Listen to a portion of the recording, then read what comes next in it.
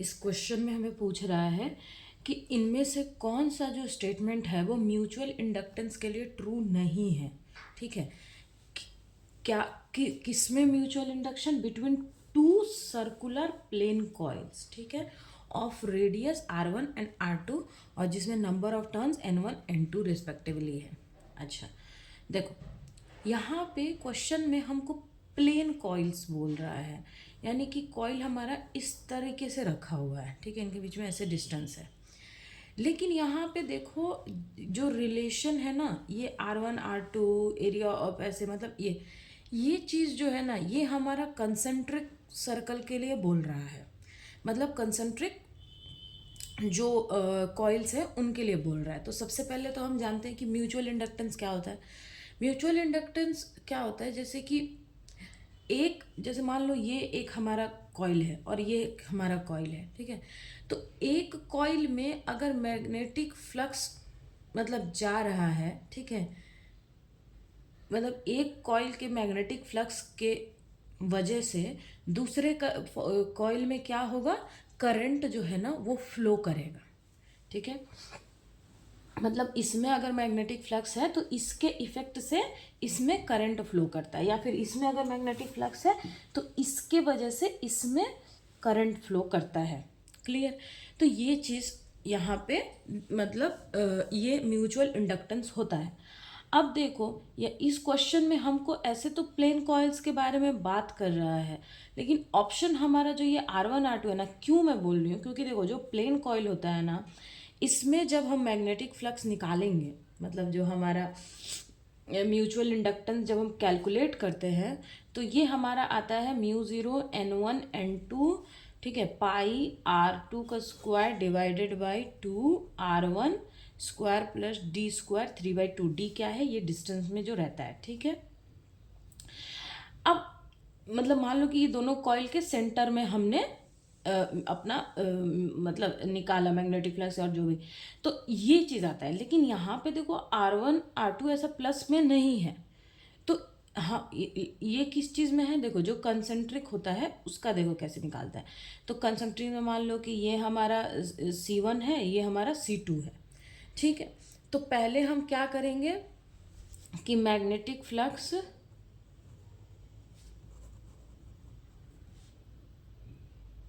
Magnetic field है, sorry, magnetic field produced by C2 coil at centre, मतलब ये C2 coil की वजह से यहाँ पे मैग्नेटिक जो फील्ड है वो कितना होगा, हो जाएगा B = μ0 π/2 मतलब जो करंट इसमें फ्लो कर रहा है वो I2 है, इसमें जो करंट फ्लो कर रहा है वो I1 है, ठीक है। I2 R1 का R का स्क्वायर, ये रेडियस इसका R2 है ना, तो R2 का स्क्वायर इंटू N2, तो ये हो जाएगा हमारा μ0 I2/2 R2, ठीक है, और यहाँ पे एक N2।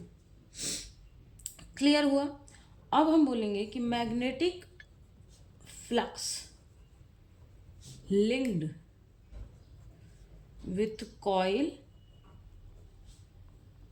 C1, ठीक है। तो C1 से कितना मैग्नेटिक फ्लक्स होगा, तो मैग्नेटिक फ्लक्स फाई = होता है N1B2A1, ठीक है। मतलब अगर हम φ1 मतलब C1 में मैग्नेटिक फ्लक्स कितना लिंक्ड होगा वो अगर हम निकालेंगे, तो उसमें मैग्नेटिक फील्ड किसके वजह से, C2 के वजह से, है ना। तो ये हो जाएगा हमारा N1 μ0 I2 N2/2 R2, ये हमने यहाँ पे निकाला, इंटू π/R1²। तो ये देखो ये क्या है, एरिया ऑफ सर्कल, मतलब एरिया ऑफ C1 है, ठीक है, C1 का है। इसको हम करेंगे तो ये हो जाएगा हमारा, देखो कितना होगा, μ0 I2,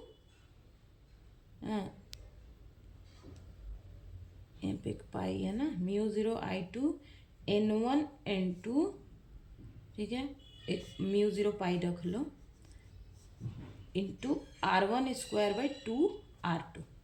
तो देखो ये है हमारा फाई हो गया।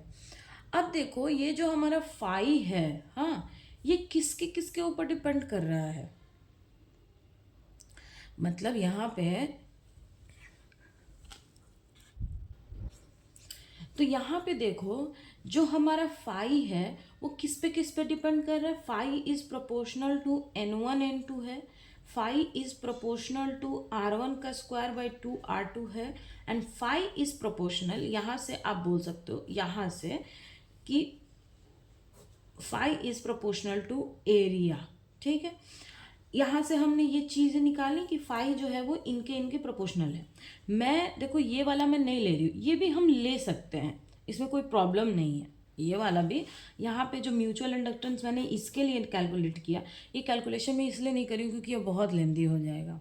ठीक है, तो मैं बस बता दे रही हूँ कि इसके केस में म्यूचुअल इंडक्टेंस कितना आता है, लेकिन यहाँ पे हमें d इज इक्वल्स टू जो है ना वो ज़ीरो करना पड़ेगा। तो जब हम d इक्वल्स टू ज़ीरो कर देंगे तो आखिर एंड में तो हमको यही फॉर्म होके मिलने वाला है। मतलब मान लो कि इन दोनों के बीच का डिस्टेंस एकदम ज़ीरो हो गया, तो ये तो कुछ ऐसा हो जाएगा ना।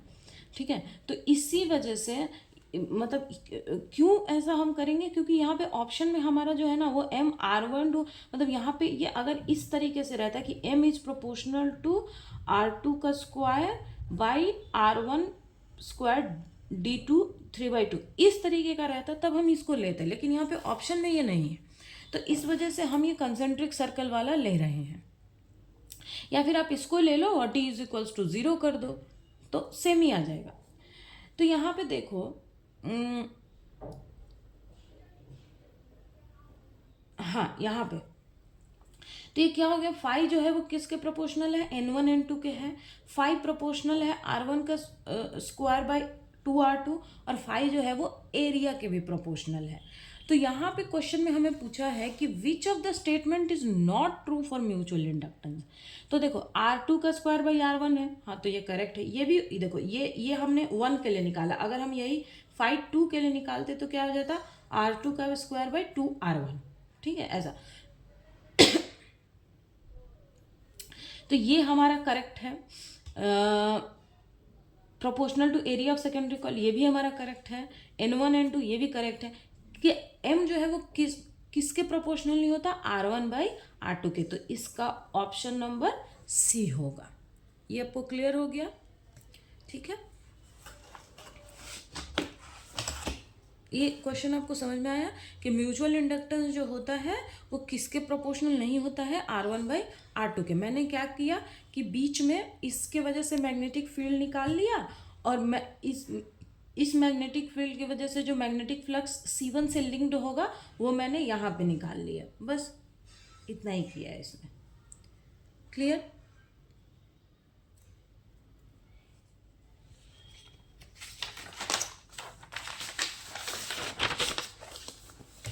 नाउ क्वेश्चन नंबर 73 को हम देखते हैं। क्वेश्चन में बोल रहा है कि लॉरेंज कंडीशन अनकपल्स।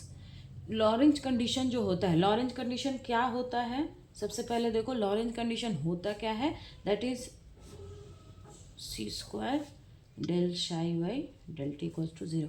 ये हमारा लॉरेंज कंडीशन होता है। तो क्वेश्चन में बोल रहा है कि जो लॉरेंज कंडीशन होता है वो किन चीज़ों को अनकपल करता है। अनकपल मतलब उसको बांट देता है। तो लॉरेंज कंडीशन जो है ना वो क्या करता है कि वो जो मैक्सवेल इक्वेशन होता है ना उसको दो पार्ट में बांटता है। एक पार्ट में बांटता है स्केलर पोटेंशियल में, ठीक है, और दूसरे को बांटता है वेक्टर पोटेंशियल में।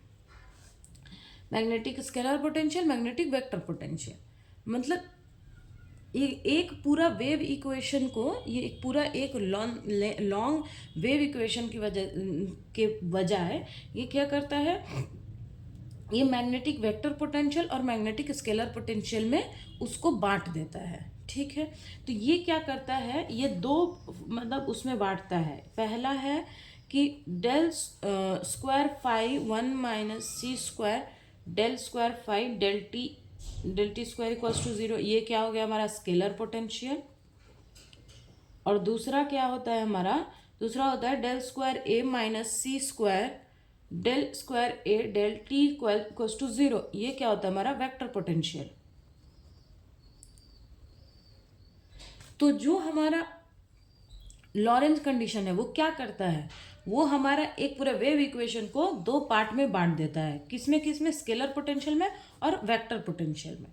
ठीक है, तो देखो यहाँ पे पूछ रहा है लॉरेंस कंडीशन अनकपल्स, क्या अनकपल करता है, इलेक्ट्रिक एंड मैग्नेटिक फील्ड, नहीं। Magnetic vector potential and magnetic scalar potential, yes. Magnetic field and magnetic scalar potential, नहीं। मैग्नेटिक फील्ड नहीं, magnetic vector potential and magnetic scalar potential. Magnetic field and magnetic vector potential, नहीं। तो इसका correct option क्या है, magnetic vector potential and magnetic scalar potential. Okay, now clear, ये clear हो गया, ये तो आसान। Okay, now question number 74, equation of propagation of electric vector in isotropic dielectric medium. Isotropic dielectric medium का क्या मतलब है, ऐसा मीडियम जहाँ पे हमारा जो मटेरियल की आप बोलो electrical property, optical property like refractive index, आपका परमिटिविटी, परमेबिलिटी, ये सारी जो है ना वो आइडेंटिकल होती है सारे डायरेक्शन में। ठीक है, आइसोट्रॉपिक का मतलब ये होता है। ठीक है, तो हमें पूछ रहा है कि इनमें से कौन सा जो है वो इक्वेशन है आइसोट्रॉपिक डाइइलेक्ट्रिक मीडियम का। तो आइसोट्रॉपिक डाइइलेक्ट्रिक मीडियम मैंने समझा दिया कि ये क्या होता है। ये होता है कि जैसे मान लो कि आपका इसमें अगर आपका मान लो रिफ्रैक्टिव इंडेक्स है तो वो सारे डायरेक्शन में क्या होगा, सेम ही रहेगा, है ना, वो चेंज नहीं होता है। देखो, तो हम मैक्सवेल इक्वेशन से, तो इस कंडीशन में इसमें जो है वो मैक्सवेल इक्वेशन कैसे हो जाता है, मैक्सवेल इक्वेशन इस कंडीशन में कैसे हो जाता है, मान लो कि अगर सोर्स नहीं है हमारे पास तो क्या होता है, del dot equals to zero, del dot b equals to zero, क्योंकि अगर हमारे पास कोई सोर्स अगर नहीं है तो if there is no source then this will be the Maxwell equation equals to minus del B by del t and del curl b is equals to minus होता है, नहीं प्लस हमारा mu del E by del t. अब हम क्या करेंगे, हम इस इक्वेशन को लेंगे, क्यों हमें, क्योंकि इलेक्ट्रिक फील्ड के फॉर्म में लेना है तो इसलिए हम इस वाले इक्वेशन को ले रहे हैं, क्योंकि हमारा ऑप्शन इलेक्ट्रिक फील्ड वाले फॉर्म में है। तो ये हो जाएगा, दोनों साइड क्या कर लेंगे, कर्ल कर लेंगे, तो curl of taking curl both side. ठीक है, तो ये हो जाएगा del E is equals to minus curl of del B by del T. ठीक है, सामने ले लिया, या फिर आप एक काम करो, इसको पहले बाहर ही रखो। ठीक है, ऐसे रखो। अब देखो, इसको जब हम करेंगे तो ये क्या हो जाएगा, डेल, ये आपने वेक्टर में पढ़ा होगा कि curl of E equals to क्या होता है। ठीक है, तो ये वेक्टर में पढ़ा होगा आपने, ये फॉर्मूला है। इसको बाहर कर लेंगे, del del T minus curl of B. ठीक है, तो ये तो ज़ीरो हो जाएगा। ठीक है, और ये हो जाएगा del square E equals to minus, और डेल ये क्या है, कर्ल ऑफ बी। तो कर्ल ऑफ बी क्या है, यहाँ से हम इसको लिख सकते हैं, ये देखो यहाँ पे मैंने कर्ल ऑफ बी लिखा ना मैक्सवेल इक्वेशन से, तो इसको हम यहाँ पे लिख सकते हैं। तो ये हो जाएगा silent del E by del T. तो ये माइनस से minus cancel, del square E equals to mu epsilon, और ये del square E by del T square. तो इसको और हम ऐसे करेंगे, मतलब इधर लेके आ जाए, तो ये हो जाएगा डेल स्क्वायर ई माइनस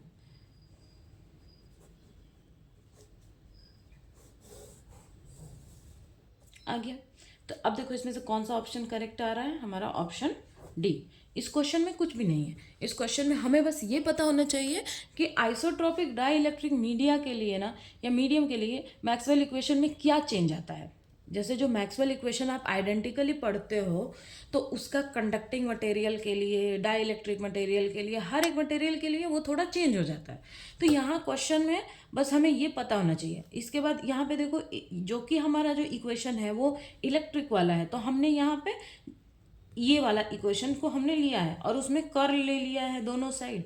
बस सिंपल है, बहुत सिंपल है ये क्वेश्चन। ठीक है, बस आपको ये पता होना चाहिए कि कंडक्टिंग मीडियम के लिए या नॉन कंडक्टिंग मीडियम के लिए या डाइइलेक्ट्रिक मीडियम के लिए, मतलब इन सब चीज़ों के लिए क्या मैक्सवेल इक्वेशन में चेंज आता है। तो अगर आपको ये पता होगा ना तो आप वहाँ से आराम से जो हमारा इक्वेशन है, प्रोपोगेशन ऑफ इलेक्ट्रिक फील्ड है, वेक्टर है या मैग्नेटिक वेक्टर है, वो आप आसानी से कैलकुलेट कर सकते हो। ओके, ये क्लियर हो गया। ओके ना, देखो इस क्वेश्चन में बोल रहा है कि an electromagnetic wave is incident on the interface of two dielectric media whose electric field component is perpendicular to the plane of incidence। ठीक है। If the refractive index of first media is n1 and greater than that of second media, the reflected wave will be। देखो एक dielectric media मान लो ये ऐसे है, ये n1 है, ये n2 है, और जो हमारा इलेक्ट्रिक जो कंपोनेंट है वो हमारा इस तरीके से इस पर फॉल हो रहा है। ठीक है, तो ये और इसमें n1 जो है वो ग्रेटर है n2 के। तो क्वेश्चन में हमें पूछ रहा है कि जो उसका रिफ्लेक्टेड वेव होगा उसमें क्या मतलब क्या होगा वो। ठीक है, रिफ्लेक्टेड वेव के बारे में तो आपने ईएम में पढ़ा होगा कि ई आर मतलब electric reflected component is n1 minus n2 by n1 plus n2 E0 आई। मतलब जो रिफ्लेक्टेड इलेक्ट्रिक फील्ड का जो कंपोनेंट है वो n1 मतलब refractive index of first medium minus refractive index of second medium divided by refractive index of first medium plus refractive index of second medium और of incident wave, इसके इसमें equal होता है। अब क्वेश्चन में हमें बोला है कि n1 जो है ना वो n2 से ग्रेटर है, n1 is greater than n2। तो जब n1 ग्रेटर है n2 से तो ये जो कंपोनेंट है ये हमारा हमेशा पॉजिटिव आएगा। अगर n1 ग्रेटर है, n2 अगर ग्रेटर होता तो नेगेटिव आता, n1 ग्रेटर है तो ये जो कंपोनेंट है ये क्या आएगा, पॉजिटिव आएगा। और ये पॉजिटिव है इसी वजह से, तो ये पॉजिटिव है तो ये क्या शो कर रहा है कि इसमें कोई भी फेज में चेंज नहीं होगा। पॉजिटिव शो करने का क्या मतलब है कि there is a no phase change. अगर ये नेगेटिव होता तो हम बोलते कि 180 डिग्री मतलब पाई का फेज चेंज हो रहा है। क्लियर। ये आपने जो आपका जो ईएम है मतलब जो आपका आपने जहाँ पे ईएमटी में जो आपने पढ़ा होगा उसमें जब इलेक्ट्रोमैग्नेटिक वेव जो है वो अगर एक एंगल पे इंसिडेंट करता है या एक परपेंडिकुलर पे इंसिडेंट करता है तो क्या होता है, ये उसमें का ही टॉपिक है। ठीक है, तो वही यहाँ से बोल रहा है कि अगर ये n1 ग्रेटर है तो ये चीज़ तो हमारी पॉजिटिव आ गई। तो पॉजिटिव आने के वजह से क्या हो रहा है यहाँ पे, ये कोई भी फेज चेंज नहीं कर रहा है। ठीक है, तो इसका ऑप्शन होगा ऑप्शन नंबर सी। ठीक है, अगर ये नेगेटिव आता, मान लो कि n1 जो है वो लेस हो जाता n2 से, तब क्या होता, नेगेटिव आता और तब हम बोलते कि इसमें पाई का फेज चेंज हो रहा है। Clear.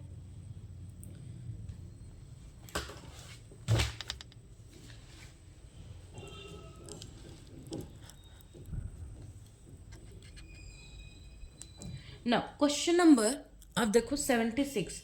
For a glass air interface, मतलब एक ग्लास और एयर का मीडियम है, मतलब ये मान लो ग्लास है और ये हमारा एयर है।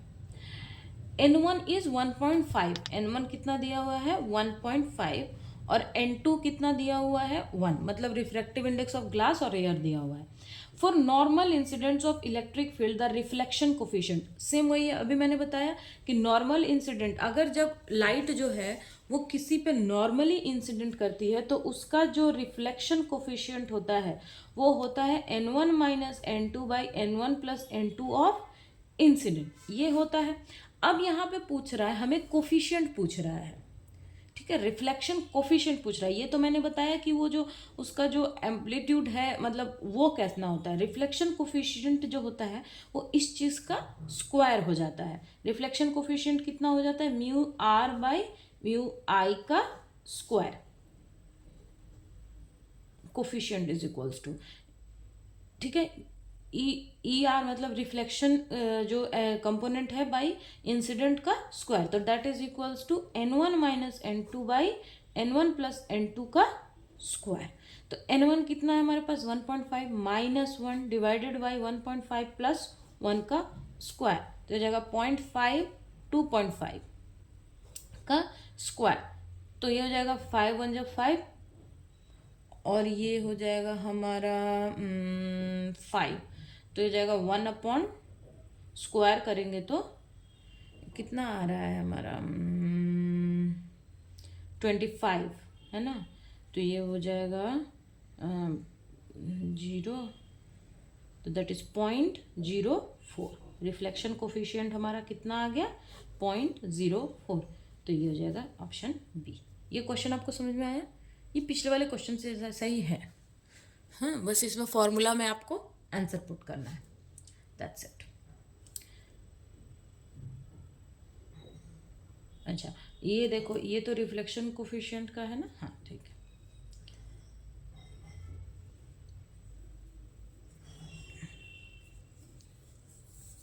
क्वेश्चन में बोल रहा है, question number 77, if an unpolarized है, ठीक है, electromagnetic wave is incident on the interface of two dielectric media at a Brewster's angle, then reflective wave will be, ठीक है। क्वेश्चन में देखो दो चीज इंपॉर्टेंट है, एक अनपोलराइज्ड है और एक ब्यूस्टर एंगल है। तो सबसे पहले तो हमें ये पता होना चाहिए कि ब्यूस्टर एंगल होता क्या है ना। देख, तो जो ब्यूस्टर्स एंगल होता है, सबसे पहले तो हमें ये पता होना चाहिए कि ब्यूस्टर एंगल क्या होता है। तो देखो, जो ब्यूस्टर एंगल होता है वो एक ऐसा एंगल होता है, ठीक है, कि जिसपे अगर लाइट ने, अगर उस एंगल पे, जैसे मान लो मैंने अभी बोला कि आपने ईएम पढ़ा होगा, तो उसमें आपने पढ़ा होगा कि क्या होता है जब लाइट जो है वो परपेंडिकुलरली इंटरफेस पे फॉल करती है। अब इस क्वेश्चन में क्या है, ये होता है कि लाइट जो है ना वो किसी पर्टिकुलर एंगल पे इंटरफेस पे फॉल करे। तो जब लाइट पर्टिकुलर मतलब एंगल पे फॉल करती है, तो उसमें अगर एक एंगल मान लो कि ब्यूस्टर एंगल है, तो ब्यूस्टर एंगल क्या होता है? ब्यूस्टर एंगल एक ऐसा एंगल है जिस पे अगर लाइट जो है ना, अगर वो फॉल करती है और वो पोलराइज्ड है, मतलब लाइट जो फॉल की वो पोलराइज्ड है, तो क्या होगा, वो परफेक्टली ट्रांसमिट करेगी। अगर पोलराइज्ड लाइट फॉल करेगी, तो वो फॉल करती है, तो वो परफेक्टली क्या होगा, सॉरी, परफेक्टली वो ट्रांसमिट करती है, ठीक है, और उसमें कोई रिफ्लेक्शन नहीं होता है। लेकिन अगर कोई अनपोलराइज्ड लाइट उस पर फॉल करती है, ठीक है, अगर इस एंगल पे कोई अनपोलराइज लाइट फॉल करती है, तो वो लाइट जो है वो रिफ्लेक्ट होती है सरफेस पे, ठीक है, पोलराइज्ड भी हो जाती है और रिफ्लेक्ट करती है, ठीक है, वो रिफ्लेक्ट भी करती है। तो यहाँ पे देखो क्वेश्चन में हमें, और वो जो पोलराइजेशन होता है वो किस टाइप का पोलराइजेशन होता है, वो लीनियरली पोलराइजेशन होता है, लीनियरली पोलराइज्ड उसको बोलते हैं, ठीक है, ठीक है। मैंने बोला कि वो लीनियरली पोलराइज होता है। फिर से मैं बताती हूँ, अगर वो पोलराइज्ड लाइट है जो इंसिडेंट हुई, पोलराइज्ड लाइट है, तो वो क्या होगी, वो परफेक्टली क्या करेगा, ट्रांसमिट करेगा, it perfectly transmitted with no reflection, with no reflection, ठीक है। और अगर अनपोलराइज्ड है तब क्या होगा, तब वो क्या होगा, वो एक तो पोलराइज्ड हो जाएगा, ठीक है, एक तो वो पोलराइज्ड हो जाएगा, रिफ्लेक्टेड होगा, reflected from the surface,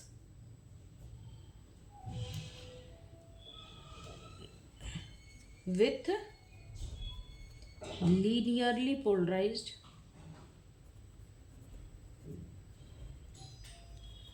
with perpendicular vibration, with perpendicular vibration, ठीक है। मैंने क्या बोला कि अगर ब्यूस्टर एंगल पे अगर पोलराइज लाइट पड़ेगी तो क्या होगा, वो परफेक्टली ट्रांसमिट कर जाएगी, उसमें कोई रिफ्लेक्शन नहीं होगा। और अगर अनपोलराइज लाइट फॉल करेगी तो वो रिफ्लेक्ट होगा, ठीक है, पोलराइज्ड हो जाएगा और रिफ्लेक्ट होगा, और उसके जो वाइब्रेशन है वो क्या होंगे, परपेंडिकुलर होंगे। तो अब देखो अनपोलराइज्ड रहेगा, नहीं, अनपोलराइज्ड है तो वो पोलराइज्ड हो जाएगा। Linearly polarised with vibration perpendicular, yes. Linearly polarised with vibration parallel to the plane, नहीं, पैरेलल नहीं होता, ठीक है। कंटेन बोथ परपेंडिकुलर, नहीं, वो सिर्फ परपेंडिकुलर वाइब्रेशन करता है। तो इसका ऑप्शन नंबर बी करेक्ट है। Clear?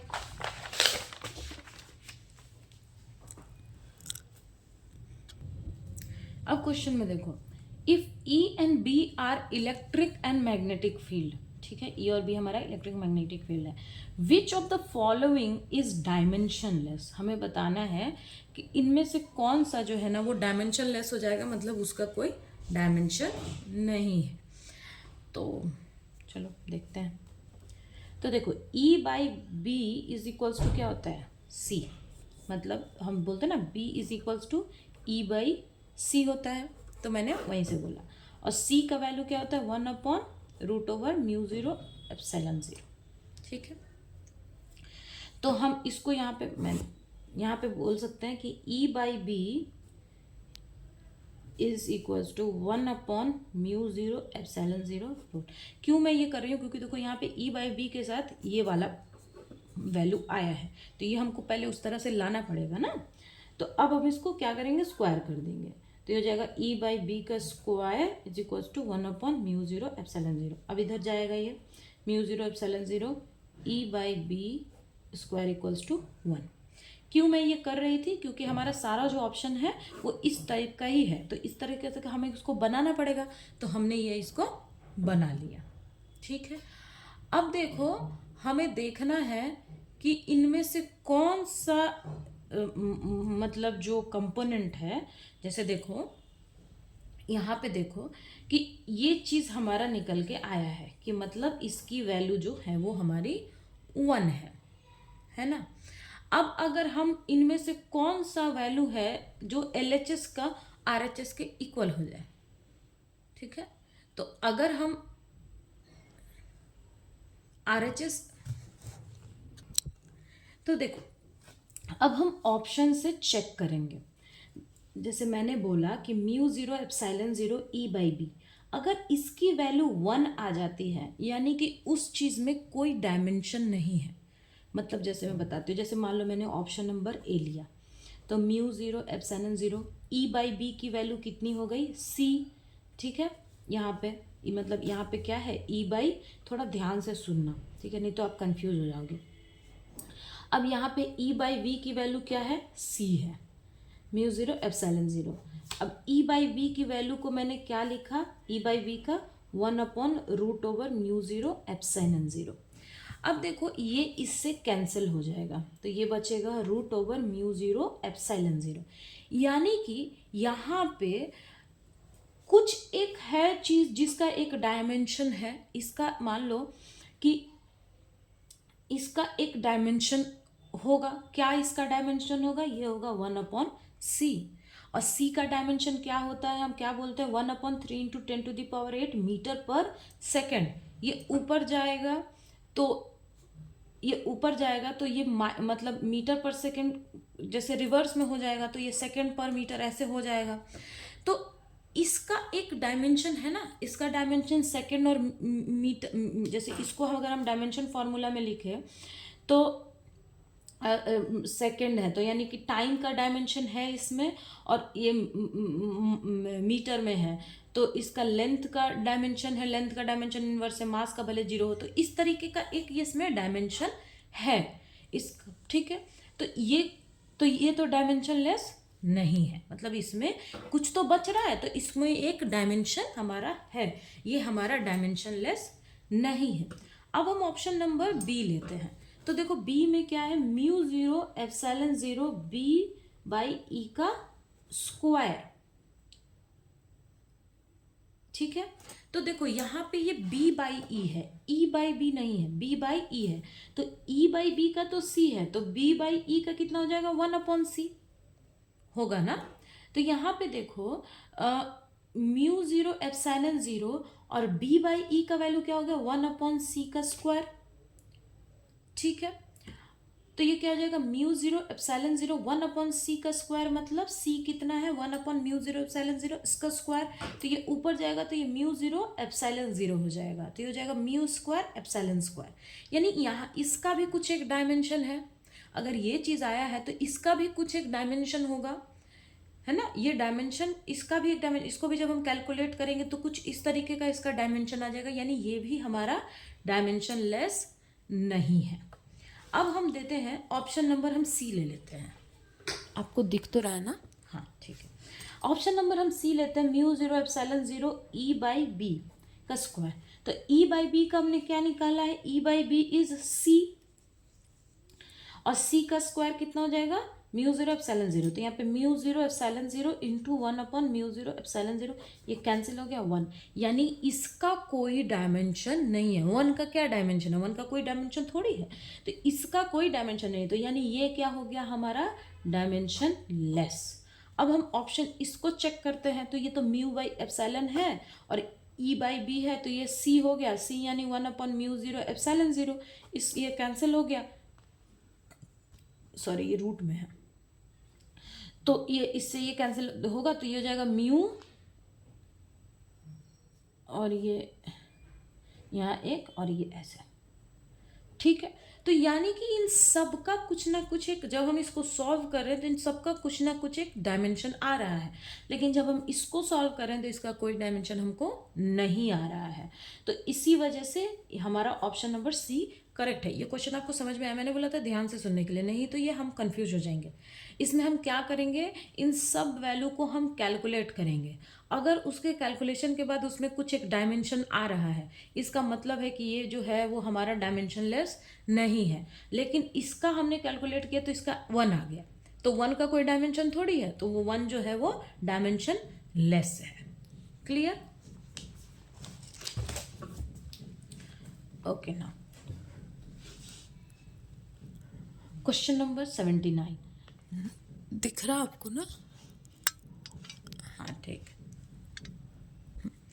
The component of electric field in vacuum are E X E Y E Z, ठीक है। हमारा कंपोनेंट क्या क्या है, ई एक्स की वैल्यू कितनी है 0, आपको दिख तो रहा है ना, हाँ, और ई वाई की वैल्यू कितनी है 0, और ई जेड की वैल्यू कितनी है E0 cos 2πx/λ, ठीक है।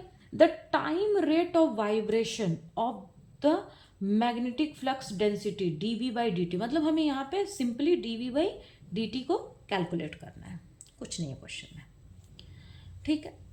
तो देखो अभी मैंने बताया पिछले वाले उसमें, और EX और EY की वैल्यू तो हमारी वैसे भी 0 है, तो क्वेश्चन में मैंने बताया कि E/B इक्वल्स टू क्या होता है C, तो B इक्वल्स टू कितना हो जाएगा E/C, तो डेल B/डेल T इज इक्वल्स टू क्या हो जाएगा 1/C डेल E/डेल T हो जाएगा ना, सॉरी डेल E/डेल T, है ना। या फिर इसको छोड़ दो, इसको रहने दो, क्योंकि यहाँ पे T नहीं है तो हम T के रिस्पेक्ट में उसको क्या ही डेरिवेटिव करेंगे। आपने मैक्सवेल इक्वेशन में पढ़ा होगा कि del cross E is equals to होता है माइनस डेल B/डेल T, ये आपने पढ़ा ना मैक्सवेल इक्वेशन में, हाँ। ये मैं T में क्यों नहीं ले रही हूँ, क्योंकि यहाँ पे देखो X का कंपोनेंट है, T का कंपोनेंट यहाँ पे नहीं है, तो वो T के फॉर्म में फिर डेरिवेटिव नहीं हो पाएगा, नहीं तो हम यहाँ से भी इसको कर सकते थे।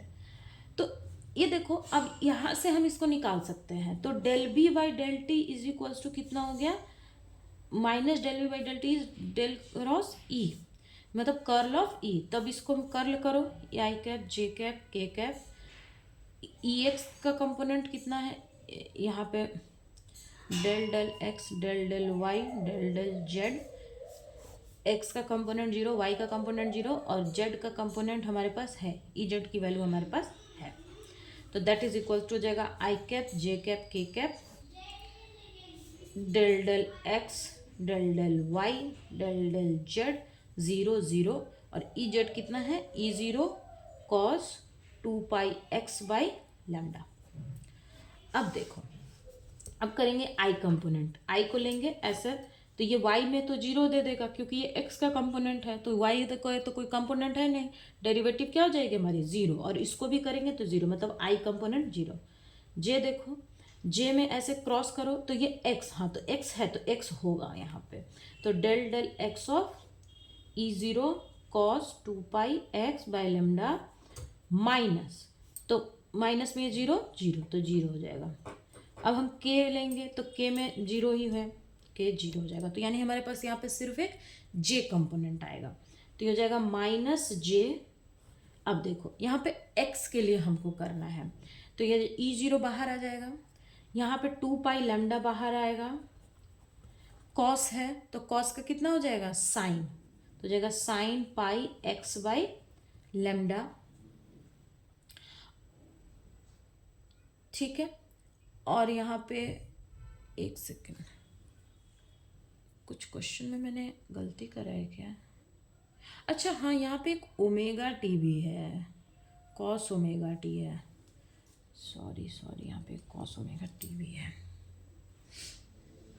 कॉस ओमेगा टी है, वही मैं बोलूँ क्योंकि साइन ओमेगा टी आ रहा है, मेरा तो कॉस ओमेगा टी आ रहा है ना। तो यहाँ पे कॉस ओमेगा टी है, ठीक है। ईजिट का जो कंपोनेंट है यहाँ पे कॉस ओमेगा टी है, क्योंकि क्वेश्चन में भी एक कॉस ओमेगा टी है, यहाँ भी एक कॉस ओमेगा टी हो जाएगा। तो इसका हो गया साइन 2π(x) बाय लेमडा, और ये हमारा कॉस ओमेगा, इसको हम ऐसे लिख देंगे, ये जगह कॉस ओमेगा टी। अब देखो यहाँ माइनस है, ठीक है, और कॉस यहाँ भी एक हमारा कॉस का डिफरेंशिएशन कितना होता है, माइनस साइन होता है, तो यहाँ भी हमारा एक ये माइनस है, तो दिस इज इक्वल टू हो जाएगा minus minus plus J mu zero E zero 2π lambda sine 2π(x) by lambda cos omega T. बीच स्पेस है क्या, यहाँ पे मैं कर देती हूँ, ठीक है। अब देखो यहाँ पे ये प्लस आया है और यहाँ पे माइनस है, तो D B D T minus है ना, यहाँ पे ये माइनस है ये, तो ये इधर माइनस चला जाएगा, तो D B D T cos to क्या हो जाएगा minus J cap 2π(E0 by lambda sine 2π(x) by lambda cos omega T. इसको हमारा ये हमारा करेक्ट है,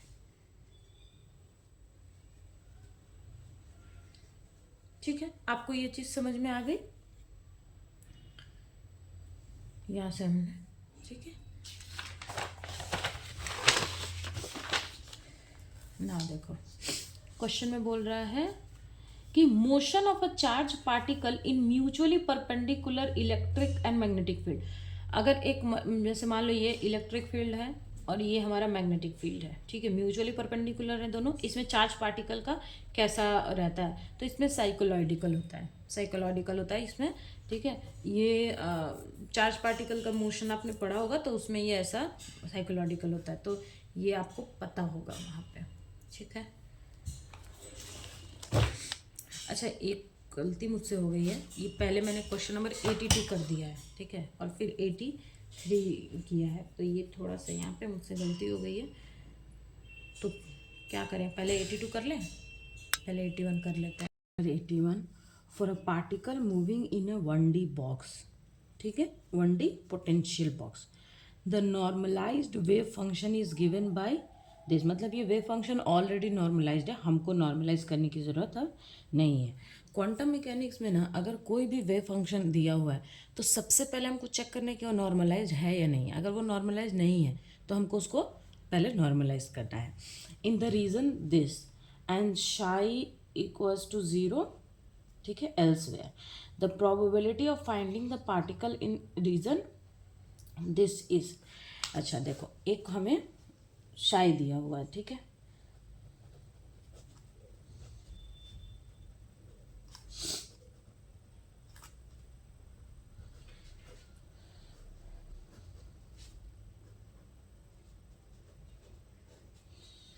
ये हमें एक शाई दिया हुआ है किस रीजन में, x इज लेस देन 0, ठीक है, और ये हमें, और ये क्या है, 0 है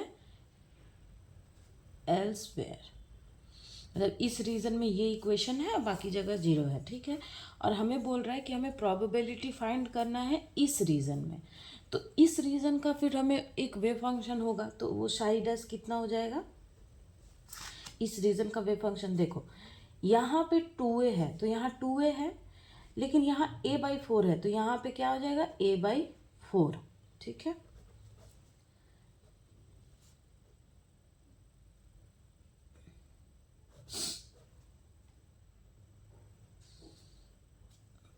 हो गया। अब हमें इसका क्या निकालना है, हमें इसकी प्रोबेबिलिटी निकालनी है। तो प्रोबेबिलिटी क्या होता है, probability of finding Sai dash in Sai.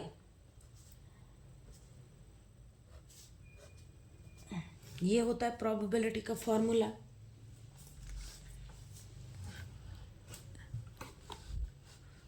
ये होता है हमारा प्रोबेबिलिटी का फॉर्मूला। अब देखो यहाँ पे ये साई डैश है, यानी इसका क्या हम बोलते हैं, जैसे अगर हमने ये यहाँ पे है तो इसको हम क्या बोलेंगे कि ये इसका हम कॉम्प्लेक्स कॉन्जुगेट लेते हैं। मतलब कि जैसे जो इस साइड होता है लेफ्ट साइड, इसका हम कॉम्प्लेक्स कॉन्जुगेट लेते हैं। तो इसको हम ऐसे लिखेंगे कि 0 to a/4 0 to a/4, ये साई है ना, इसका कॉम्प्लेक्स कॉन्जुगेट, इसका कितना हो जाएगा √4/a एक्सपोनेंशियल। अब देखो कॉम्प्लेक्स कंजुगेट क्या लेंगे तो क्या हो जाएगा, ये आई है तो ये -i/h P x minus E T, और फिर और शाई की जगह पे फिर ये ले लेंगे तो ये 1/2a exponential i/h P x minus E T into D x. ये आपको क्लियर हुआ, ये आपको क्लियर हुआ। अब देखो यहाँ पे, अब इसको सिंपल हमें इंटीग्रेट करना है। तो ये क्या, अच्छा यहाँ पे देखो, यहाँ पे हमने 0 to a/4 जो है वो लिमिट लिया है। यहाँ पे हमारे पास एक रीज़न ये है और ये रीज़न, यानी कि सॉरी ये यहाँ पे ये a/4 होगा। तो ये जो रीज़न है, ये वाला रीज़न,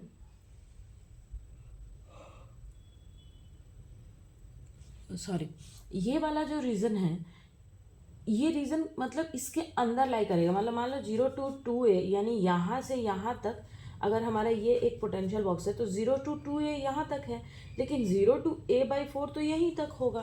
तो ऐसे वाले प्रॉब्लम में ना हमेशा हम लिमिट मतलब जो कम वाला रहता है उसका ही लेते हैं। क्यों? क्योंकि इसके बाहर a/4 के बाहर इसकी जो वैल्यू होगी वो तो 0 हो जाएगी। a/4 के बाहर साई डैश की वैल्यू तो 0 हो जाएगी, है ना। तो ऐसे वाले जो क्वेश्चन में ना, मैं मतलब ट्रिक बता रही हूँ कि ऐसे वाले क्वेश्चन में हमेशा इंटीग्रेशन का जो लिमिट होगा, वो जो कम वाला लिमिट होगा वो वही होगा। क्योंकि अगर हम मान लो कि अगर हमने 2a वाला ले लिया तो 2a में तो ये तो लाइक करेगा वे फंक्शन फिर, लेकिन ये तो 0 हो जाएगा ना। तो इसीलिए इंटीग्रेशन हमेशा हमें कम वाला लेना रहता है। ठीक है, तो हमने 0 to a इसका इंटीग्रेशन ले लिया। इसको हम बाहर कर सकते हैं तो ये हो जाएगा 4/a इंटू √2a।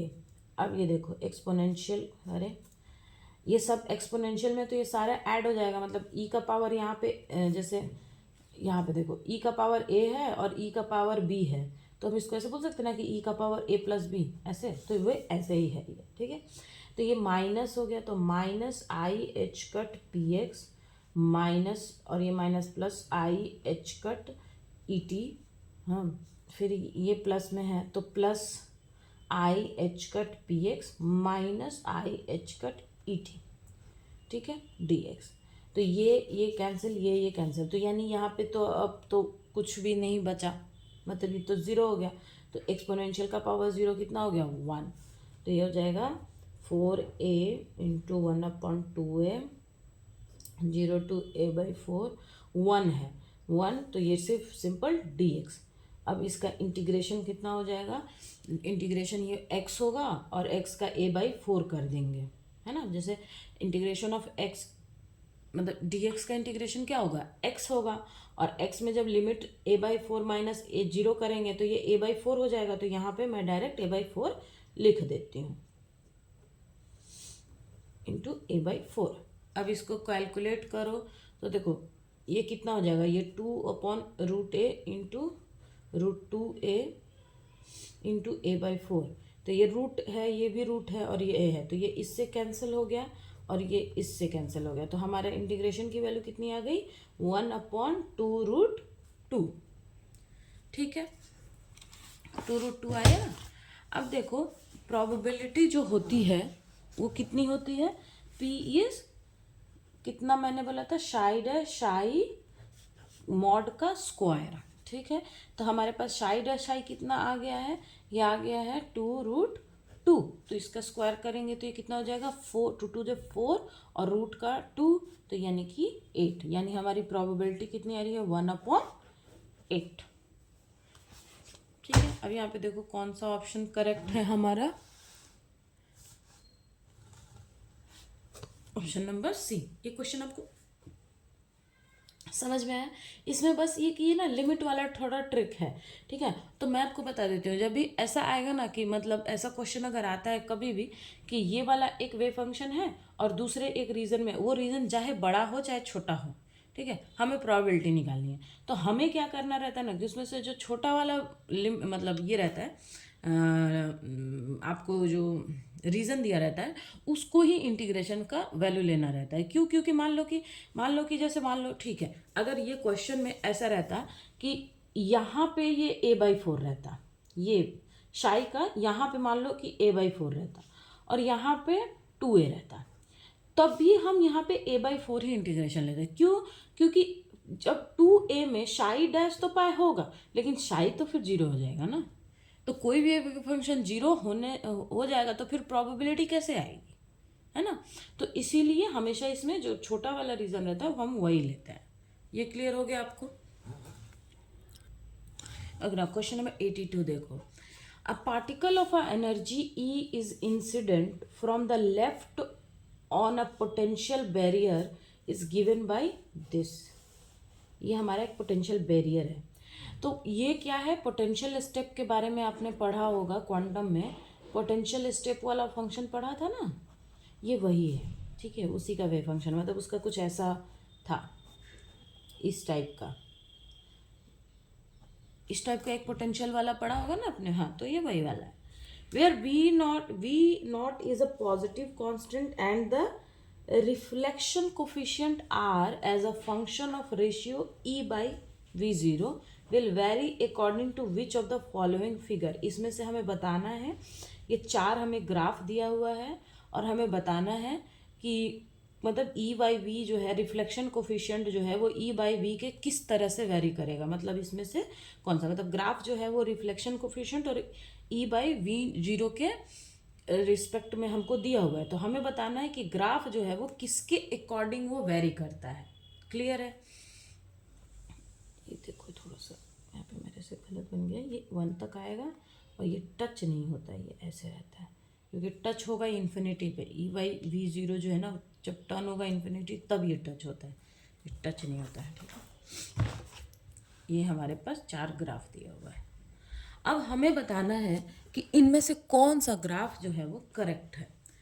तो आपने यहाँ पे V का क्या दिया हुआ है कि ये 0 होगा कब, जब x लेस देन 0 होगा, और V जो होगा जब x ग्रेटर देन 0 होगा। ग्रेटर देन और इक्वल टू होता है, ग्रेटर देन इक्वल टू होता है। तो देखो इस मतलब पोटेंशियल स्टेप फंक्शन जब आपने पढ़ा होगा तो आपने वहाँ पे रिफ्लेक्शन कोफिशिएंट की वैल्यू निकाली होगी। अब यहाँ पे मैं वो डिराइव नहीं कर सकती क्योंकि नहीं तो 5 पेज तो उसमें लग जाएगा, तो उतना। ठीक है, तो और ये आपको याद होना चाहिए, reflection coefficient and transmission coefficient.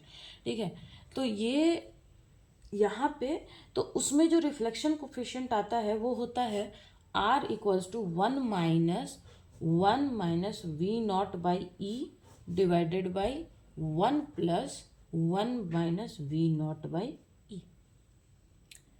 ठीक है, अब यहाँ पे देखो इसका स्क्वायर होता है। अब यहाँ पे देखो कि यहाँ पे जो फंक्शन है वो हमें V/E के फॉर्म में दिया, लेकिन हमें किस में, E/V के फॉर्म में निकालना है। ठीक है, तो देखो अगर यहाँ पे क्वेश्चन में अगर हमारा E/V जो है, E/V0 को अगर हम इंक्रीज करते हैं तो v बाई ई क्या हो जाएगा, डिक्रीज होगा ना। अगर हम e बाई वी को इंक्रीज करेंगे तो इसका उल्टा v नॉट बाई ई जो होगा वो डिक्रीज होगा। मतलब ये देखो, इस साइन का मतलब है इंक्रीज होना, इंक्रीजेस, और ये साइन का मतलब है डिक्रीजेस। ठीक है, मैं ये शॉर्ट में लिख रही हूँ इसलिए मैं आपको बता देती हूँ, क्योंकि वहाँ पे फिर इंक्रीज डिक्रीज ऐसे लिखते रहूँगी, तो मैं बता देती हूँ। ये साइन का मतलब है इंक्रीज और ये साइन का मतलब है डिक्रीज। अगर हम e बाई वी को इंक्रीज करते हैं, मतलब बढ़ाते हैं, तो v बाई ई की वैल्यू क्या हो जाएगी, डिक्रीज हो जाएगी, डिक्रीज होगी ना, ये वैल्यू डिक्रीज होगी। और जैसे जैसे ये वैल्यू डिक्रीज होगी तो इस टोटल की वैल्यू क्या हो जाएगी, इंक्रीज हो जाएगी।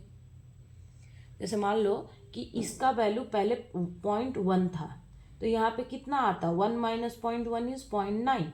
लेकिन जब ये मतलब इसकी जो वैल्यू है वो डिक्रीज हो जाए, ये मतलब 0.0, जैसे सोचो ये 0.5 है, ठीक है, 0.5 होता तो इसकी वैल्यू कितनी आती, 0.5। अगर डिक्रीज होकर के 0.1 हो गई तो इसकी वैल्यू कितनी आ गई, 0.9। यानी ये टोटल की वैल्यू जो है 1 minus V zero by E zero, इसकी वैल्यू क्या हो रही है, इंक्रीज हो रही है। ठीक है, और जो कि ये वैल्यू इंक्रीज हो रही है, ये वैल्यू, तो ये टोटल वैल्यू यहाँ से यहाँ तक क्या हो जाएगा, हमारा डिक्रीज हो जाएगा। ठीक है, तो यानी इसका क्या मतलब है कि 1 minus 1 V zero by E zero की जो वैल्यू है वो डिक्रीज हो जाएगी। ठीक है, अगर ये वैल्यू डिक्रीज होगी तो ये वैल्यू, क्योंकि ये तो इसके डायरेक्टली प्रोपोर्शनल है, तो ये डिक्रीज होगा तो यानी ये भी डिक्रीज होगा। इसका मतलब है कि आर डिक्रीजेस। क्लियर, यानी क्या हुआ कि जैसे जैसे हम e बाई वी की वैल्यू को बढ़ाते जा रहे हैं, r का वैल्यू उतना ही कम होता जा रहा है। ये क्वेश्चन हो गया। अब हमें देखना है ग्राफ में कि e बाई वी की वैल्यू अगर 1 हो जाए, इसकी वैल्यू अगर 1 हो जाए तो यानी इसकी वैल्यू 1 हो जाएगी। मतलब अगर e बाई वी की वैल्यू 1 है तो भी v बाई ई की वैल्यू भी तो कितनी हो जाएगी, 1 हो जाएगी। इसकी वैल्यू जब 1 हो जाएगी तो इसकी वैल्यू कितनी हो जाएगी, 0। ये हमारा 0 हो जाएगा, यानी 1 minus V zero by E zero कितना हो गया, 0। और ये 0 हुआ तो r इक्वल्स टू कितना हो जाएगा, 1। क्लियर है, यानी हमारा ग्राफ कैसा बन रहा है, हमारा ग्राफ है ये r है और ये e बाई वी ज़ीरो है। ठीक है, तो 1, जब e बाई वी ज़ीरो 1 था तो r की वैल्यू भी कितनी थी, 1 थी, यानी यहाँ पे। और उसके बाद e बाई वी ज़ीरो जैसे जैसे डिक्रीज होगा वैसे वैसे r की वैल्यू भी क्या हो रही है, जैसे जैसे ये इंक्रीज हो रहा है, मतलब e की वैल्यू अगर यहाँ पे इंक्रीज हो रही है तो r की वैल्यू क्या हो जाएगी, डिक्रीज हो रही है, यानी कि ये ऐसे आ रहा है। क्लियर, ये समझ में आया। तो इसमें से कौन सा ऑप्शन हमारा करेक्ट है, ये तो करेक्ट है नहीं, ये तो 1 के बाद डिक्रीज ही हो रहा है, नहीं। इसकी वैल्यू अगर e बाई वी की वैल्यू अगर 1 है तो इसकी भी वैल्यू 1 है, यानी 1 के लिए तो यहाँ तक है, उसके बाद ये डिक्रीज हो रहा है, ये तो इंक्रीज हो रहा है, नहीं ये नहीं होगा। ये ऑप्शन नंबर बी हमारा करेक्ट है। ये देखो r जब 1 है तो e बाई वी ज़ीरो की वैल्यू भी हमारी 1 है, और जब ये e बाई वी की वैल्यू 1.5 हुई, 2 हुई, तो ये धीरे धीरे क्या हो गया, डिक्रीज हो गया। ये क्लियर हो गया आपको। मैं फिर से एक बार बोल देती हूँ कि यहाँ पे क्या है कि ये रिफ्लेक्शन कोफिशिएंट की वैल्यू है, तो जब मैं e की बाई वी की वैल्यू को इंक्रीज करूँगी तो ये वैल्यू डिक्रीज हो जाएगी, ये वैल्यू। और जब ये डिक्रीज होगी तो ये टोटल वैल्यू यहाँ से यहाँ तक की जो वैल्यू है, ये टोटल वैल्यू ये हमारी क्या हो जाएगी, इंक्रीज हो जाएगी। और जब ये इंक्रीज होगा तो ये टोटल वैल्यू कितना हो जाएगा, डिक्रीज होगा। यानी जैसे जैसे हम e बाई वी की वैल्यू बढ़ाते जाएंगे वैसे वैसे r की वैल्यू क्या होती जाएगी, कम होती जाएगी। ठीक है, और जब ये 1 होगा तो भी ये भी हमारा 1 होगा। क्लियर हो गया आपको, तो हमारा ऑप्शन बी करेक्ट है। क्लियर हो गया आपको, ये बहुत अच्छा क्वेश्चन है, लेकिन आपको ना इसमें ट्रांसमिशन कोफिशिएंट भी होता है, रिफ्लेक्शन कोफिशिएंट भी होता है, ये याद होना चाहिए। ठीक है, ये आप दिमाग में रखना है, याद करके रखना है। और एक क्वेश्चन यहाँ से भी कभी कभी ना, मतलब मैक्सिमम टाइम होता है कि एक क्वेश्चन क्वांटम मैकेनिक्स में यहाँ से भी होता है। ठीक है, देखो question number 83, the expectation value of potential energy for 1D simple harmonic oscillator in its ground state. ठीक है, वो हमको निकालना है। तो देखो एक्सपेक्टेशन वैल्यू जो होती है एनर्जी की, वो कितनी होती है? एक्सपेक्टेशन वैल्यू ऑफ एनर्जी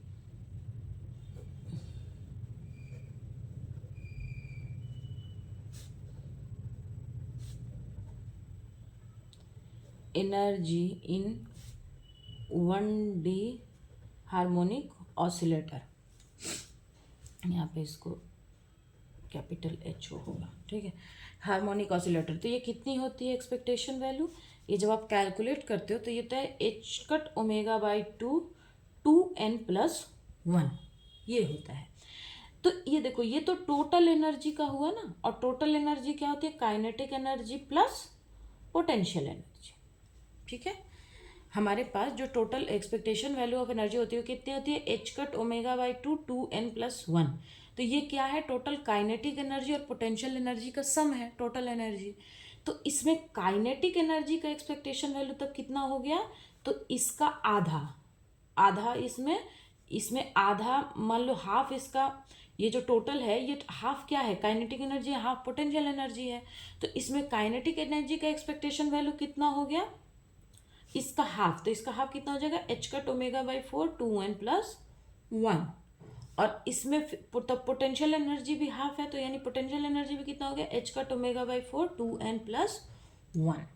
तो यहाँ पे हमारे पोटेंशियल एनर्जी की एक्सपेक्टेशन वैल्यू पूछ रहा है, और कब? ग्राउंड स्टेट में। तो for a ground state, for GS ground state, n equals to कितना? अच्छा देखो, हार्मोनिक ऑसिलेटर में ना ग्राउंड स्टेट जो होता है वो n इक्वल्स टू 0 से शुरू होता है, और पोटेंशियल बॉक्स में ग्राउंड स्टेट जो होता है वो n इक्वल्स टू 1 से शुरू होता है। ठीक है, तो ये चीज़ का आप थोड़ा ध्यान रखना, क्योंकि हार्मोनिक ऑसिलेटर में जो ग्राउंड स्टेट होता है वो हमारा n इक्वल्स टू 0 से शुरू मतलब होता है। तो पोटेंशियल एनर्जी की एक्सपेक्टेशन वैल्यू हमारी कितनी आ गई? n0 यहाँ पे पुट करो तो ये एच कट ओमेगा बाई 4, ये तो 0 हो जाएगा 1, यानी एच कट ओमेगा बाई 4 हमारा आंसर है। क्लियर? अब देखो इसमें कौन सा करेक्ट है? बी, क्योंकि 0 तो नहीं है। हाफ तो अगर एनर्जी के लिए होता तो हाफ होता, टोटल एनर्जी के लिए एच कट नहीं। ठीक है, तो इसका ऑप्शन बी हमारा करेक्ट है। ओके, नाउ क्वेश्चन नंबर 84 देखो, ये आपको दिख तो रहा है ना? ठीक है, विच of the following expression is not correct? इसमें हमें बताना है कि इनमें से कौन सा एक्सप्रेशन जो है वो करेक्ट नहीं है। तो ये देखो यहाँ पे ये LX LY LZ का हमको दिया हुआ है, और L² का वैल्यू दिया हुआ है। तो सबसे पहले तो हमें LX का वैल्यू पता होना चाहिए कि क्या होता है। तो मैं यहाँ पे सबका वैल्यू लिख देती हूँ, फिर मैच करते हैं।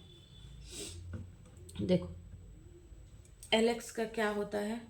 ये होता है IH cut sine phi del theta plus cot theta cos phi del phi, ये तो साइन हो गया। LY की वैल्यू क्या होती है?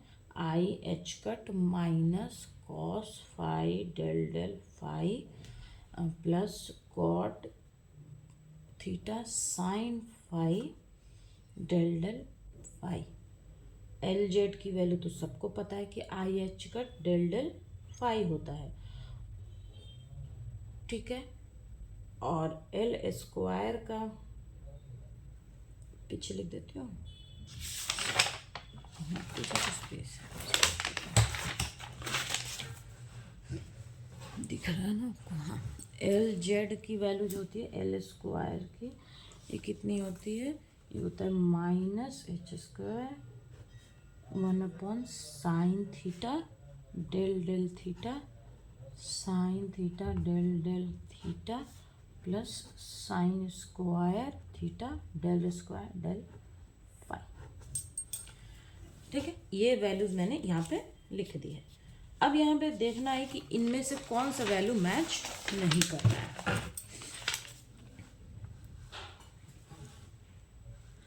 हाँ देखो, एल एक्स की वैल्यू कितनी है, I H cut sine theta cot theta cos five sine five, ठीक है।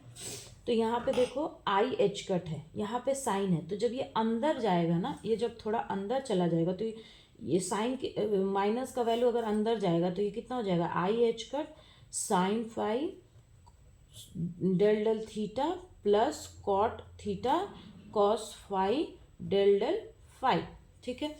तो ये अंदर जाएगा तो ये वैल्यू हो जाएगी, तो यानी हमारा ये मैच करा है, यानी ये तो करेक्ट है। डेल जेड की वैल्यू भी हमारी करेक्ट है, ठीक है, क्योंकि ये तो फाइव ही है, तो ये भी हमारा करेक्ट है। वो एल वाई की देखो minus H cut cos five theta, नहीं थीटा नहीं है, ये तो फाइव होना चाहिए ना, कॉस फाइव है तो ये फाइव होगा, और कॉट थीटा साइन फाइव है, तो यहाँ पे ये तो करेक्ट है, लेकिन यहाँ पे ये गलती है, और यहाँ माइनस है तो अंदर जाएगा तो ये प्लस हो जाएगा, लेकिन ये तो माइनस होना चाहिए, और ये प्लस, तो यानी ये गलत है, यानी कि सी हमारा गलत है। अब देखो एल स्क्वायर में तो एच स्क्वायर है साइन फाइव है, पहले हमें देख लेंगे इसकी value, sine theta del del theta है, फिर साइन डेल थीटा है, लेकिन यहाँ पे साइन फाइव है थीटा फाइव नहीं, तो ये भी गलत है। मतलब हमारा ऑप्शन सी एंड डी दोनों ही इनकरेक्ट है। विच of the following expression is not correct, तो ये दोनों ही नॉट करेक्ट है, तो यानी इसका करेक्ट होगा, इसमें जो करेक्ट होगा ये ऑप्शन सी एंड डी दोनों ही करेक्ट है।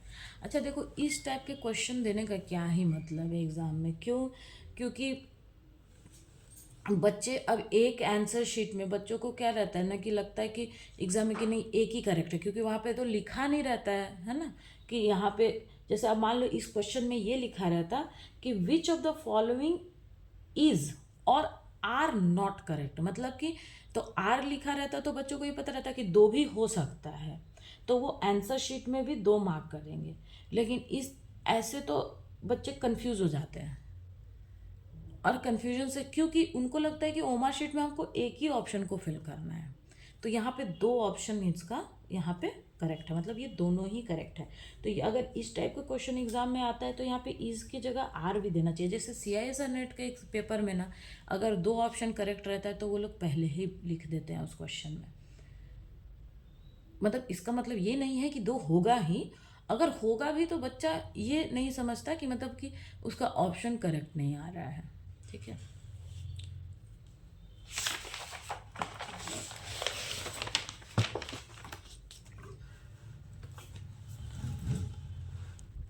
ओके ना, parity of hydrogen atom wave function depend on, parity क्या है, तो पैरिटी तो हमेशा एल पे ही डिपेंड करती है, तो इसका ऑप्शन डी होगा। पैरिटी है वो किस पे डिपेंड करती है, एल पे, यही ना होता है ना पैरिटी का वैल्यू, तो ये तो एल है वो, ठीक है। ओके ना, क्वेश्चन नंबर 86 देखो, consider a particle of a mass m moving in a 1D box with the wall, ये है, ठीक है, वॉल है ये, मतलब कि ऐसा एक हमारा पोटेंशियल बॉक्स है। It's ground state energy using a variational method with the trial function, this trial function हमारा क्या है, शाई इक्वल्स टू कितना है, एक्स एल माइनस एक्स है, ठीक है। अब देखो ये फंक्शन मैंने बोला था कि कोई भी अगर वेव फंक्शन हमें क्वांटम मैकेनिक्स में मतलब अगर दिया है तो सबसे पहले उसे हमें देखना है कि वो नॉर्मलाइज्ड है या नहीं। तो सबसे पहले हम क्या करेंगे, इस फंक्शन को नॉर्मलाइज्ड करेंगे। तो इसको नॉर्मलाइज्ड करने के लिए एक्स अंदर लेके जाएंगे और यहाँ पे हम एक मान लो कि टर्म ले लेंगे ए बी, ऐसा कुछ भी एक, ठीक है। तो देखो एक्स अंदर जाएगा तो ये हो जाएगा A X L minus X square. अब इसको हम क्या करेंगे, नॉर्मलाइज्ड करेंगे, ठीक है। तो नॉर्मलाइज करेंगे तो इसका कितना हो जाएगा, साई स्टार शाई, ठीक है, इक्वल्स टू 1, ठीक है। अब देखो यहाँ पे क्या हो जाएगा, 0 to L ए स्क्वायर, क्योंकि साई 2 बार शाई है ना, तो A square X L minus X का होल स्क्वायर इक्वल्स टू 1। ये ए स्क्वायर बाहर आ जाएगा, इसको इंटीग्रेशन में लेंगे तो ये हो जाएगा एक्स एल ए स्क्वायर, तो यानी इसका स्क्वायर प्लस बी स्क्वायर यानी इसका square minus 2 A B, dx। अब इसको करेंगे तो देखो ये x है तो ये स्क्वायर है, ठीक है, इंटीग्रेशन होगा तो एक पावर और बढ़ जाएगा, तो ये हो जाएगा x cube by 3l plus x का पावर 5/5। एक सेकेंड, ये स्क्वायर है ना, हाँ तो l का भी तो स्क्वायर होगा, हाँ, -2 एक्स का क्यूब है तो एक्स का पावर 4/4l 0 to l। तो ये सब हम करेंगे, इसको यहाँ पे इक्वल्स टू 1 होगा। इसको करो तो ये कितना हो जाएगा, l का पावर 5/3 प्लस l का पावर 5/5 माइनस 2l का पावर 5/4। इसको सिंप्लीफाई करो तो ये हो जाएगा a, यहाँ पे ये 60 और ये हो जाएगा हमारा 20, यहाँ पे l में 5 बाहर ले रही हूँ, ठीक है, ये हो जाएगा 20, ये होगा हमारा 12 माइनस 4 है ना, तो 15 30, ठीक है, इक्वल्स टू 1। तो ये हो जाएगा, देखो इसको करो तो यहाँ पे हो जाएगा 2a² l का पावर 5/60, तो ये 30 हो जाएगा इक्वल्स टू 1। तो a की वैल्यू हमारी कितनी आ जाएगी, √30/l का पावर 5, ठीक है। तो हमारा वेव इक्वेशन कैसा हो गया, वेव इक्वेशन हो गया हमारा साई इक्वल्स टू √30/l का पावर 5 xl माइनस एक्स का स्क्वायर। अब हमें वेरिएशनल मेथड को यूज़ करना है और ग्राउंड स्टेट एनर्जी निकालनी है। तो ग्राउंड स्टेट जो एनर्जी है यहाँ पे ये क्या हो जाएगा, p² 2m + 0, क्योंकि हमने ये पोटेंशियल बॉक्स लिया हुआ है, तो पोटेंशियल बॉक्स में जो पोटेंशियल एनर्जी इस बॉक्स के लिए वो 0 हो जाएगी। क्यों, क्योंकि अगर पोटेंशियल एनर्जी क्योंकि पार्टिकल यहाँ फ्रीली मूव कर रहा है, जितने भी फोर्स वहाँ लग रहे हैं वो पार्टिकल को फ्रीली मूव करने दे रहे हैं, तो वहाँ पे पोटेंशियल एनर्जी कुछ भी नहीं रहेगा, तो पोटेंशियल एनर्जी हो जाएगी हमारी 0। और एनर्जी हमें निकालनी है, तो एनर्जी की वैल्यू में यहाँ पे कितना हो जाएगा कि E साई और ये p² 2m और ये साई, ठीक है, हमें यही निकालनी है ना एनर्जी। तो यहाँ पे सिर्फ हमारे पास क्या बच रहा है, एक हमारा काइनेटिक एनर्जी बच रहा है। अब ये देखो इसकी वैल्यू कितनी हो जाएगी, p² 2m की वैल्यू कितनी हो जाएगी, -h² साई डेल x², ठीक है। तो पहले साई की वैल्यू कितनी है यहाँ पे निकाल लेते हैं, ठीक है। तो देखो साई की वैल्यू इतनी है, तो del psi by del X कितना हो गया, 30/l5 l माइनस 2x, फिर इसका स्क्वायर कर दो तो ये हो जाएगा √30/l5 और यहाँ पे -2। तो यानी हमारा इंटीग्रेशन यहाँ पे कितना आ जाएगा कि 0 to l Sai minus IH² यहाँ पे 2m होगा, 2m del square psi del x² dx।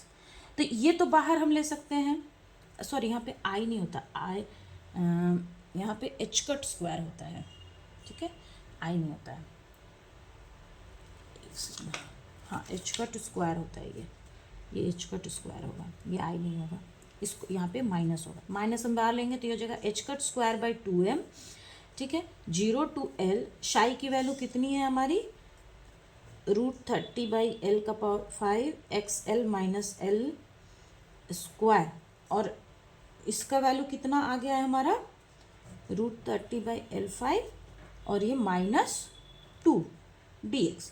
ये सब बाहर आ जाएगा तो ये हो जाएगा h² 2n इंटू ये रूट है तो ये हो जाएगा 30/l5 इंटू -2 0 to l। अब देखो ये x है, इसका इंटीग्रेशन कर, ये xl माइनस x² dx। अब इसका इंटीग्रेशन कर देंगे, ये देखो ये प्लस हो गया, ये 2 से 2 कैंसिल हो गया, ये 30/l5 हो गया। इसका इंटीग्रेशन करो तो ये x है तो x² 2, ठीक है, x² 2 और ये x³ 3 0 to l। इसको सॉल्व करेंगे तो जगह 30 l का पावर 5 और ये देखो 2 है और ये 3 है, तो 2 3 जा 6 और ये 3 ये l³ -2 l³, तो ये हो जाएगा देखो H cut square by M into 30/L 5 into L cube divided by 6। तो देखो ये 3 2 जा 6 हो गया और 2 ये 15 हो गया, ये एल स्क्वायर से ये तो ये एल स्क्वायर हो गया, तो यानी हमारा कितना आ रहा है H15 एच का स्क्वायर बाई एम एल का स्क्वायर, यानी ये हमारी ग्राउंड स्टेट एनर्जी निकल के आ गई। तो यहाँ पे हमारा कौन सा ऑप्शन करेक्ट है? 15 ही आ रहा है ना हमारा, तो यहाँ पे 5 10 है। एक सेकंड, मैंने कुछ गलती की है क्या?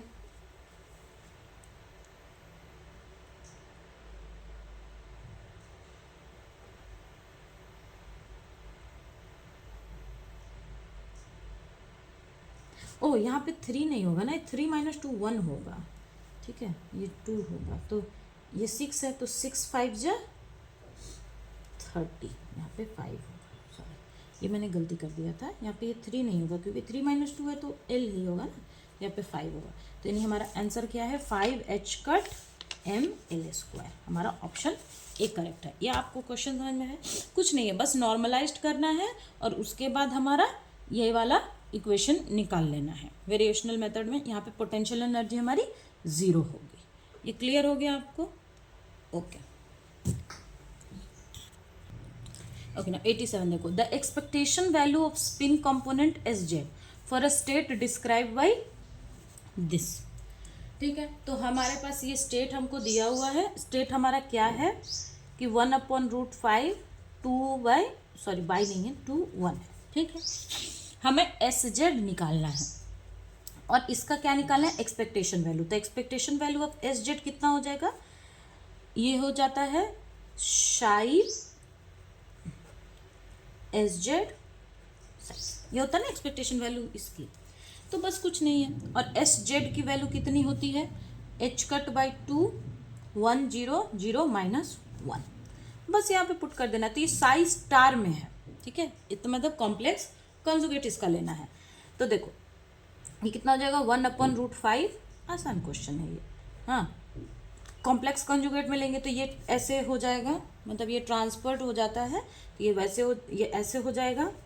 यहाँ पे एस जेड की वैल्यू रख दो तो ये हो जाएगा एच कट बाई 2 1 0 0 -1, और यहाँ पे ये 1/√5 2 1, ऐसा हो गया। ये 5 है, ये 5 है, तो इसको हम बाहर ले लेंगे, ठीक है, और एच कट बाई 2 को भी हम बाहर ले लेंगे, तो ये हो जाएगा एच कट बाई 2 इंटू 1/5, और ये हो जाएगा 2 1 और 2 1 ऐसा, ठीक है। अब इसको कैलकुलेट करो तो ये हो जाएगा एच कट बाई 10, और ये देखो 2 और ऐसे, इसको हम मल्टीप्लाई ऐसे करते हैं ना, तो 2 2 जब सॉरी यहाँ पे एक और ये भी तो है 1 0 0 -1, तो सबसे पहले इसको इसमें करेंगे, ठीक है, तो ये हो जाएगा 2 1 जा 2, और ये फिर तो ये हो जाएगा हमारा देखो 2, और इधर करेंगे तो इसको ये हो जाएगा हमारा माइनस इससे करते हैं तो 2, तो ये 2 1 हो गया, और ये इसमें करो तो ये 2 और ये -1, तो 2 -1, तो ये देखो 2 2 जा 4 और ये -1, तो एच कट बाई 10, और ये हो जाएगा 2 2 जा 4 और ये -1, तो हमारा कितना आ गया total 3 H cut by 10, 3 H cut by 10, option हमारा बी करेक्ट है। ये कुछ नहीं है, बस देखो इसको मैंने इससे मल्टीप्लाई किया, ये आपको आता है ना ऐसे, इसको ऐसे मल्टीप्लाई करते हैं 2 से 1 0 से 1, तो ये 2 हो गया, यहाँ से करेंगे तो ये 0 और ये 1, तो ये यहाँ पे आ गया 2 और 1, फिर इसको इसमें मल्टीप्लाई करके आ गया। फिर से बता दूँ, देखो हमें expectation value of S Z निकालने है, तो expectation value of S Z क्या होता है? शाई की वैल्यू हमको दी हुई, तो शाई स्टार एस जेड साई, तो शाई स्टार में जो मैट्रिक्स होता है, मतलब जो मैट्रिक्स के फॉर्म में लिखा रहता है, तो वो इस तरह से चेंज होता है। जैसे हम उसमें इसका कॉम्प्लेक्स कॉन्जुगेट लेते हैं, यहाँ भी इसका कॉम्प्लेक्स कॉन्जुगेट लेते हैं, तो कॉम्प्लेक्स कॉन्जुगेट हम लेंगे तो ये इस तरह से आ जाएगा एस जेड की वैल्यू और शाई। अब देखो इसको मान लो इसमें इंटू किया, तो 2 1 से 2 हुआ, 0 में 0 हो गया, तो यहाँ पे 2 हो गया, यहाँ पे 0 में 0 हो गया, माइनस में तो -1 हो गया, तो ये -1 है, ये 2 है, 2 1 है, तो ये इसमें मल्टीप्लाई करो तो 2 2 जा 4 और ये -1 तो 3 हो गया, यानी हमारा आंसर क्या होगा 3h कट बाई 10। क्लियर? ये आपको क्लियर हो गया?